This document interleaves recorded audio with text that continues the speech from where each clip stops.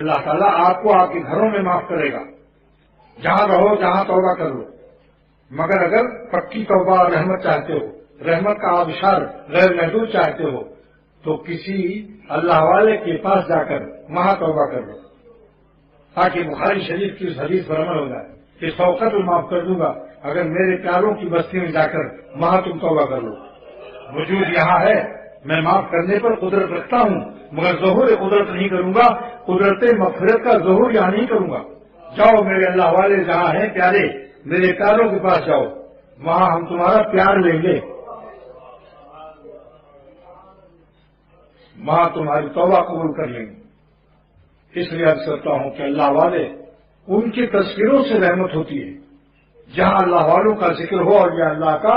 وہاں رحمت برستی ہے۔ فضلاً عند وجودہم، چہ جائے کہ جہاں خود ولی اللہ ہوں، جن کے تذکروں سے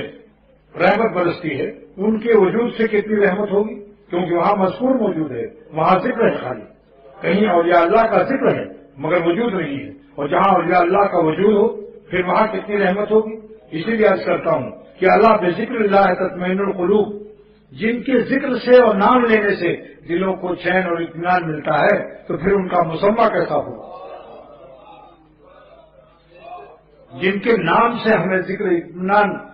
قلب کا وعدہ ہے قرآن پاک میں، اللہ بذکر اللہ تطمئن القلوب، تو ان کا مسمہ کیسا ہوگا جب اپنے قلب میں مولا کو پا جاؤ گے، اس کے اطمینان کے عالم کا کیا عالم ہوگا۔